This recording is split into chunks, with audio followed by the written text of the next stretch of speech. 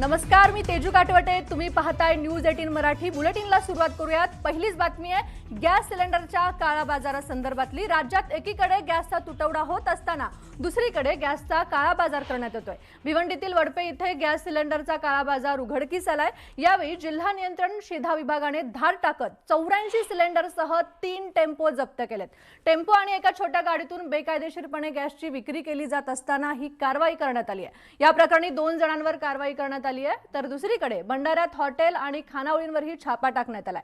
व्यावसायिक कामासाठी शासन अनुदानित घरगुती गॅस सिलेंडरचा अवैध वापर होत असल्याचं धक्कादायक वास्तव समोर आलंय.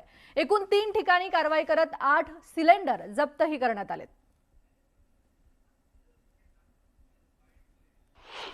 प्रत्येक सिलेंडरची काळाबाजारी होत आहे आणि जे सिलेंडर आहेत ते जादा दराने म्हणजे किमतीपेक्षा अनावश्यक जास्त किमतीने ते विकणार आहेत आणि विकतात अशी आम्हाला खबर भेटली होती. त्या अनुषंगाने आम्ही इथे धाड टाकली आणि इथे आम्हाला 3 टेम्पो आढळलेत.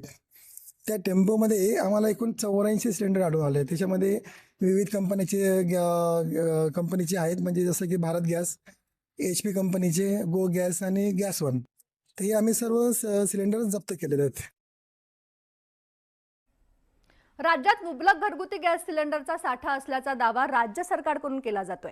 मात्र गावागावातील गॅस वितरण केंद्रासमोरची गर्दी काही कमी होताना दिसत नाहीये. दिवसेंदिवस ही गर्दी वाढत चालली आहे. गॅस सिलेंडरसाठीच्या रांगा काही कमी होताना दिसत नाहीयेत. ठाण्याच्या उच्चभ्रू सोसायटीत गॅस वितरण कार्यालयाबाहेर मोठी गर्दी झाली होती. गॅस कंपनीच्या ॲपद्वारे गॅस सिलेंडर बुकिंग होत नसल्याची तक्रार ग्राहकांनी केली आहे. नागपूर जिल्ह्यातील नरखेड तालुक्यात मोवाड येथे राम इंडियन गॅस एजन्सी समोर सकाळपासून सिलेंडर मिळवण्यासाठी नागरिकांनी गर्दी केली होती. पुण्यातही गॅस एजन्सीच्या बाहेर मोठ्या रांगा लागलेल्या पाहायला मिळाल्या. घरगुती गॅस सिलेंडरचा तुटवडा असल्यानं पुणेकरांनी गॅस एजन्सी बाहेर रांगा लावल्या होत्या.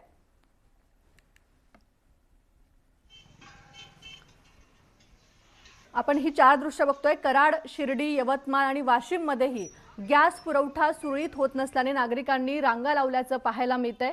गॅस बुकिंग आणि इतर समस्यांसाठी नागरिक त्रस्त आहेत आणि ही 4 दृश्य यवतमाळ, कराड, शिर्डी आणि वाशिम मध्ये नागरिकांनी रांगा लावल्यात.